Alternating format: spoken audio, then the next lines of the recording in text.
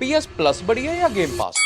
ये क्वेश्चन आपका कंसोल खरीदने का पूरा डिसीजन ही बदल सकता है, क्योंकि 4-5 हजार में एक गेम खेलने को मिलती है। वहीं पे कुछ पैसे देके सब्सक्रिप्शन प्लान लो और एक इतनी बड़ी गेमिंग लाइब्रेरी के मजे लो जब तक आप उस सब्सक्रिप्शन को भर रहे हो। लेकिन फिर भी क्वेश्चन वही कि दोनों में से सब्सक्रिप्शन अच्छी कौन सी है? अच्छी का पता तो सबसे पहले पैसों से ही लगता है। PS प्लस के अंदर आपको 3 टीयर्स मिलते हैं, असेंशियल, एक्स्ट्रा और डीलक्स। जो 3 टीयर्स प्ले स्टेशन वालों ने 2022 के अंदर लॉन्च किए थे और गेम पास वालों ने प्ले स्टेशन की देखो देख 3 साल बाद 2025 के अंदर उनके जैसे ही 3 टीयर्स लॉन्च कर दिए। असेंशियल, प्रीमियम और अल्टीमेट। वही असेंशियल सबसे सस्ता, प्रीमियम उससे महंगा, अल्टीमेट सबसे एक्सपेंसिव। जिन सब में आपको क्या क्या डिफरेंसेस मिलते हैं, आपको कौन सा लेना चाहिए, कौन सा वैल्यू फॉर मनी है, किस चीज में कौन सा फीचर सही है, ये सब तो आपको आगे वीडियो में पता ही लग जाएगा। अभी पता लगने की बारी है प्राइसेस, क्योंकि उसी से ही तो मेंबरशिप खरीदने का डिसीजन बनेगा। अगर मैं ये वीडियो एक हफ्ता पहले बना रहा होता तो मैं डेफिनेटली कहता कि प्ले स्टेशन की मेंबरशिप सस्ती है और इसको 1 पॉइंट दे देता। लेकिन अभी 2 दिन पहले ही सोनी वालों ने देखा पेट्रोल महंगा हो रहा है, दूध महंगा हो रहा है, तो मैं कहा PS प्लस की मेंबरशिप भी महंगी कर दूं। इसीलिए प्ले स्टेशन की जो मेंबरशिप आपको 7 हजार की रेंज की मिल जाती थी, एक्स्ट्रा और डीलक्स ऑलमोस्ट, वो अब आपको 9 हजार की रेंज की पड़ेंगी। इतने के अंदर ऑलमोस्ट एक PS3 आ जाती है भाई साहब। एंड प्ले स्टेशन आपको इंकरेज करता है कि आप 1 साल की मेंबरशिप इकट्ठी खरीद दो। इसीलिए 1 साल की मेंबरशिप खरीदने पे आपको अलग अलग डिस्काउंट्स भी मिलते रहते हैं। But on the other hand Xbox completely उल्टा है। ये बिल्कुल ही नहीं कहते कि आप 1 साल की खरीद दो। इनके गेम पास खरीदने वाले सेगमेंट के ऊपर 1 साल की ऑप्शन ही नहीं है। Amazon पे जाके मैं इनका गेम पास का कार्ड भी खरीदता हूं, वहां पे भी मैक्स टू मैक्स 6 मंथ्स का है। तो Xbox कहता है कि मंथली पे करो एंड प्ले स्टेशन कहता है 1 साल की इकट्ठी खरीद के काम खत्म करो। इस फीचर के लिए दोनों को कोई पॉइंट नहीं मिलेगा, क्योंकि किसी बंदे की मेंटालिटी हो सकती है एक बारी में इकट्ठा देके काम खत्म करो, लेकिन दूसरे बंदे की मेंटालिटी हो सकती है कि इकट्ठे क्यों ही देने, महीना महीना करके दे देते हैं, बाकी पैसे मैं अपने SIP में डाल लूंगा। अब वो Xbox की महीने महीने की मेंबरशिप किस हिसाब से है, तो एक्स्ट्रा तो ऑलमोस्ट 500 रुपए महीना है, उसको भी एक बारी के लिए साइड कर दो। फिर आती है इनकी प्रीमियम मेंबरशिप जो है 700 रुपए की, लेकिन उसके ऊपर एडिशनल 18% GST अभी पड़ना है, जो डाल के हो जाता है ऑलमोस्ट 830 रुपीज की, जिसको अगर हम 1 साल के हिसाब से गिने वो भी बनेगा तकरीबन 9000। मतलब इस टाइम पे PS प्लस की मेंबरशिप और गेम पास के प्राइसेस बिल्कुल ही इक्वल है। लेकिन गेम पास के पास एक और बड़ा प्लान भी है, अल्टीमेट, जिसके अंदर आपको और अलग से ज्यादा फीचर्स मिलते हैं। वो है 1100 रुपए, GST डालने के बाद 1300 का हो जाता है एंड 1 साल का 15,000 रुपए। मतलब उसकी लीग ही डिफरेंट है, जिसमें हमें क्या क्या फीचर्स मिलते हैं मैंने एक डिटेल वीडियो बना रखी है। इसलिए प्राइस के अंदर भी दोनों को 0-0 या मैं बोलूं 1-1 पॉइंट। अब भाई पैसों की बात करते हैं साइड पे। बंदा मेंबरशिप क्यों खरीदता है? गेम में खेलने के लिए। तो दोनों में से किसमें ज्यादा बढ़िया गेमें मिलती हैं? अगर ऑन पेपर बात करो तो दोनों की ही लाइब्रेरी बहुत बढ़िया, अंधा गेम्स है, जितनी मर्जी डाउनलोड करी जाओ। कुछ गेम में GTA, विचर, बैटमैन, वॉच डॉग्स जैसी गेम्स कॉमन है, कुछ गेम्स एक के अंदर ज्यादा है, कुछ गेम्स दूसरे के अंदर ज्यादा है। मतलब full cut to cut competition है गेम लाइब्रेरी के अंदर। बट Xbox के अल्टीमेट वाले के अंदर आपको EA प्ले मिल जाता है, Ubisoft की बहुत सारी गेम्स मिल जाती हैं, आपको FIFA मिल जाती है, आपको कॉल ऑफ ड्यूटी मिल जाती है, बहुत सारी इंडी गेम्स मिल जाती हैं,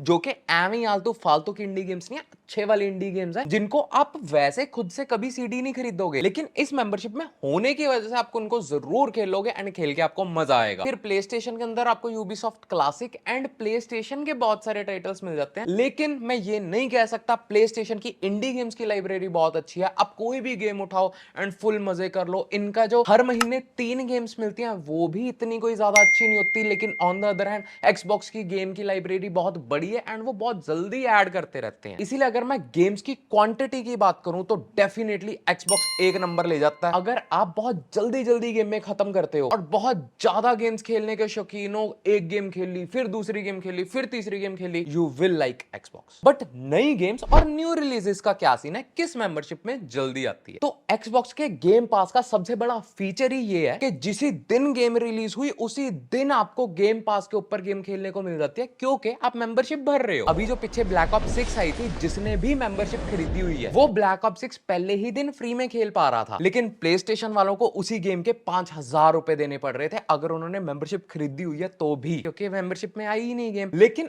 अब से गेम पास के ऊपर भी कॉल ऑफ ड्यूटी नहीं आने वाली, क्योंकि गेम पास को ऑलमोस्ट 300 मिलियन का नुकसान हुआ कॉल ऑफ ड्यूटी को फर्स्ट डे देने की वजह से। बट कॉल ऑफ ड्यूटी के अलावा Xbox के जितने भी एक्सक्लूसिव टाइटल्स हैं, जितने भी थर्ड पार्टी टाई अप्स हैं, वो सभी आपको फर्स्ट डे पे खेलने को मिल जाएंगे। अगर आप सबसे महंगी 15,000 वाली मेंबरशिप खरीद रहे हो, लेकिन अगर आपके पास 9,000 वाली भी है, उसके अंदर भी इनका क्लॉज है कि गेम रिलीज के 12 महीने के बाद आपको प्रीमियम मेंबरशिप में भी गेम खेलने को मिल जाएगी। वहीं दूसरी तरफ PS प्लस के अंदर ऐसा कुछ भी नहीं है। कब आएगी गेम, कितनी देर में आएगी गेम, इसी वजह से PS प्लस के ऊपर मोस्टली आपको पुरानी गेम्स मिलेंगी जो 3-3, 4-4 साल पुरानी है। अभी पीछे से इन्होंने स्पाइडरमैन 1 दी थी जो कि तकरीबन आएगा 7-8 साल पुरानी है। PS4 की गेम है वो। Clearly new releases go for game pass, but ये तो होगी नई गेम में और क्वांटिटी में गेम में। क्वालिटी का क्या, अगर तो आप एक बिल्कुल ही कैजुअल गेमर हो और आपको गेम एंड गेमिंग टाइटल्स का कोई ज्यादा नॉलेज नहीं है, फिर तो आपको वो क्वांटिटी बहुत अच्छी लगेगी। लेकिन अगर आप कुछ नॉलेज रखते हो एंड आपको खेलनी है Uncharted, God of War, Last of Us, Ghost of Tsushima, Spiderman, PlayStation पे आप ये वाली सारी इतनी बड़ी गेम्स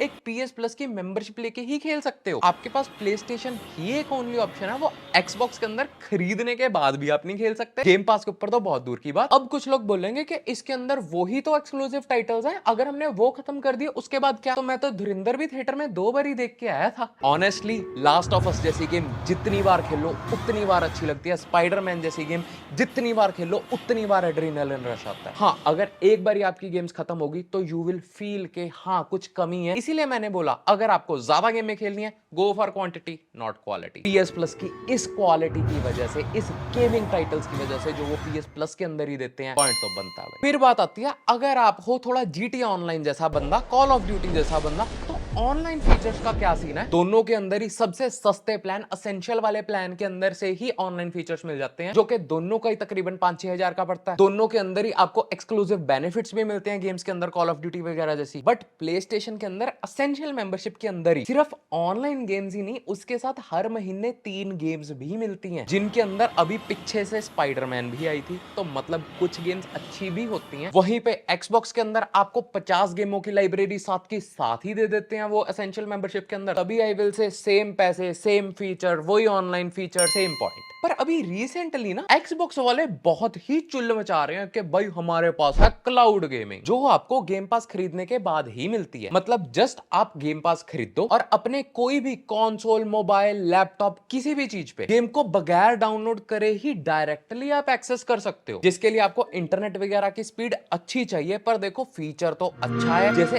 Xbox सीरीज S के अंदर स्टोरेज की दिक्कत है, अगर आपको कोई गेम एक्सपीरियंस करनी है बगैर डाउनलोड करे, तो आराम से गेम को एक्सपीरियंस कर लो, फिर आराम से डाउनलोड कर लो। नहीं तो अगर डाउनलोड करने का दिल नहीं भी है, ऑनलाइन आराम से क्लाउड पे भी खेल सकते हो, क्योंकि डाटा सेव होता रहता है। गेम का एक्सपीरियंस भी मैंने बताया, वो भी काफी अच्छा है। तो यहाँ पे भी पॉइंट तो गेम पास ही लेके जाएगा भाई। बट प्लेस्टेशन के पास कुछ अलग तरह की क्लाउड गेमिंग है, उसके लिए आपके पास PS5 होना ही चाहिए, जिस PS5 को रिमोट प्ले के थ्रू आप अपने किसी भी मोबाइल, लैपटॉप, PS पोर्टल, किसी भी चीज पे खेल सकते हो, जिसका कनेक्शन भी बहुत स्ट्रॉन्ग है, कोई इनपुट लैग नहीं है। मैंने एक्सपीरियंस बताया, आप देख सकते हो। इस चीज के लिए आपके पास PS प्लस भी होना जरूरी नहीं है, तो पॉइंट इनका भी बनता है, चाहे ये फीचर PS प्लस का नहीं है। अगर आपने इससे पहले कोई भी सब्सक्रिप्शन की वीडियो देखी है ना, हर बंदा आपको सबसे पहले ये चीज बताएगा कि जी आप गेम को ओन नहीं कर रहे हो, आप गेम को रेंट कर रहे हो, कितनी बड़ी चीज है। तो ओनिंग और रेंटिंग का ना डिफरेंस बताता हूं, कहां पे होता है फायदा और कहां पे होता है। अब सब्सक्रिप्शन के अंदर ऑब्वियसली आप कोई भी गेम ओन तो कर नहीं रहे, आप जस्ट उनको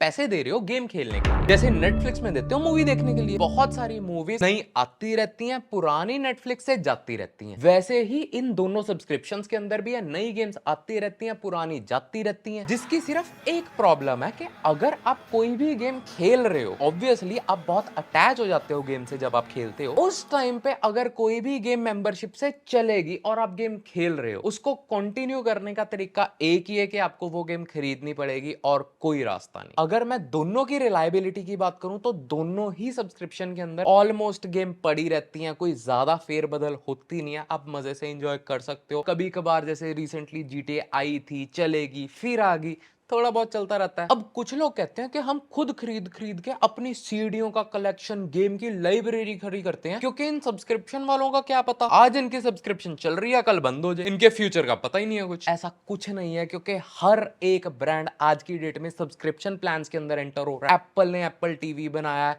जियो खुद एंट्री मार रहा है। ये लोग खुद से चाहते हैं कि आप इनकी सब्सक्रिप्शन लेके गेम में खेलो, इसीलिए एक्सबॉक्स खुद बहुत एक्टिव है। उसने एक्टिविजन को अक्वायर करा, प्ले स्टेशन स्टेशन अपने एक्सक्लूसिव्स को अपनी मेंबरशिप पे रख रहा है। रिसेंटली अभी न्यूज भी आई थी कि प्ले स्टेशन अपनी गेम्स पीसी पे लॉन्च ही नहीं करेगा क्योंकि एक्सबॉक्स का नया कंसोल स्टीम को भी चला सकता है। तो ऑल इन ऑल बहुत सॉलिड दावेदारी है दोनों जनों की सब्सक्रिप्शन प्लान्स के ऊपर। तो बिंदास होके खरीदो। हर एक गेम पे आई डोंट थिंक 4-4 5-5 हजार खर्चने की जरूरत है अगर वो गेम सब्सक्रिप्शन के अंदर पड़ी है या आने वाली है। पॉइंट गेम के हिसाब से तो ये जीता, लेकिन वो सिर्फ एक फन के लिए था। सही से बताता हूँ किस बंदे के लिए कौन सी मेंबरशिप है, क्योंकि दोनों मेंबरशिप अलग अलग बंदे के लिए एंड ये मेंबरशिप्स आपका पूरा कंसोल खरीदने का डिसीजन ही चेंज कर सकती है कि प्ले स्टेशन लेना चाहिए कि एक्सबॉक्स। अगर तो आप बहुत सारी गेम्स क्वांटिटी में गेम खेलते हो, हर दूसरे तीसरे दिन नई गेम चाहिए, एक गेम स्टार्ट करी पसंद नहीं आई बदल ली, नई गेम में खेल ली, मतलब क्वांटिटी चाहिए आपको गेम्स की। फिर आपकी थिंकिंग ये है कि आपको महीने दर महीने पैसे भरने ज्यादा बढ़िया लगते हैं रादर देन साल की साल। अगर आपके पास कंसोल के साथ साथ पीसी भी है, थोड़ा क्लाउड गेमिंग के ऊपर भी है, मतलब कि आपको ज्यादा वैरायटी ऑफ गेम्स खेलनी पसंद है, इंडी गेम्स, बड़ी गेम्स, छोटी गेम्स, तो एक्सबॉक्स की तरफ जाना, गेम पास की तरफ जाना, आपको बहुत